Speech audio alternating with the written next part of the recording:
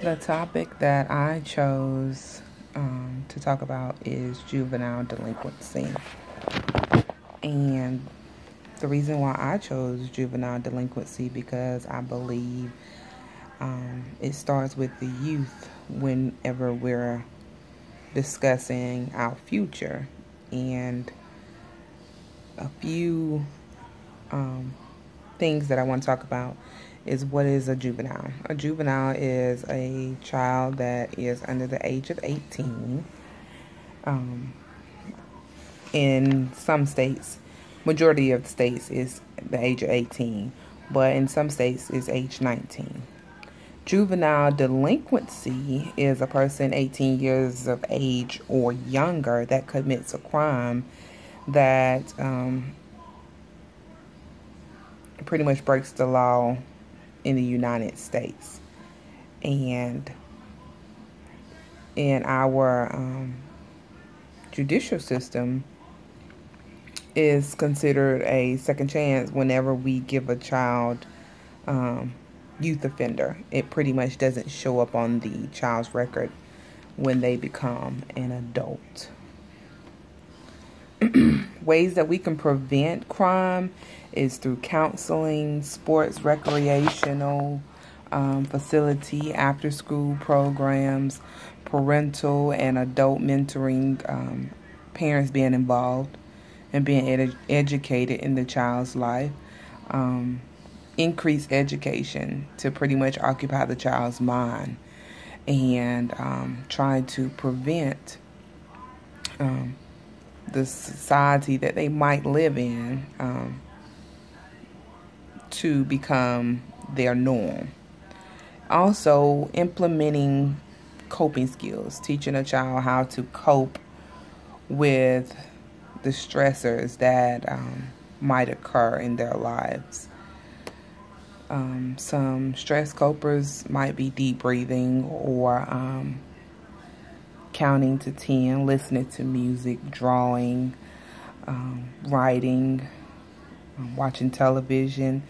And a lot of times we do not think about it, but the music and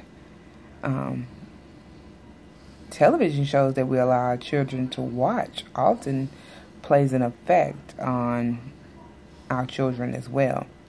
And also being able to discipline your child without being offended of how they might feel, because in the end, you know, when they become adults, they will be more appreciative of, you know, the discipline.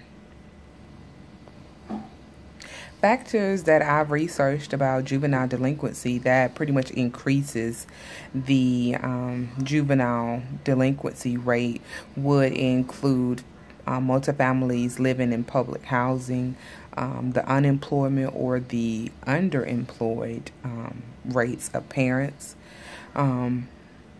men. In particular, our Black African American men are a high target in our society, as well as other minorities and younger people, and also single parent households who do not have the two-parent decisions in the household. So those are some examples of what links to higher crime rates. Peer pressure, wanting to fit in, always have to be included. And now today we are experiencing more and more suicidal rates in our younger generation, from the ages of 4 and 10. And we often see children online that have committed suicide, and we often think to ourselves, how in the world do the child know about suicide rates? And a lot of things, such as these YouTube channels that these children are watching, you have individuals out here that are encouraging our children to do certain things to harm themselves. And a lot of times children do not think about what they're doing. They just learn by vicarious reasons of what they see, hear, do, or what they're introduced to.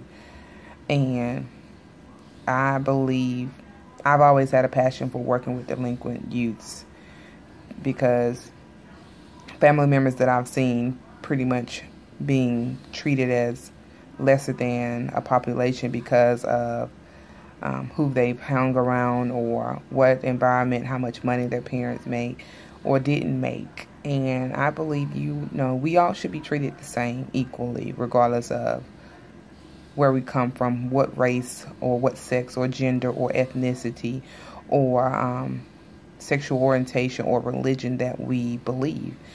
I believe we all have an equal right here. And I thank you for watching my video and enjoy my PowerPoint slide. Thank you.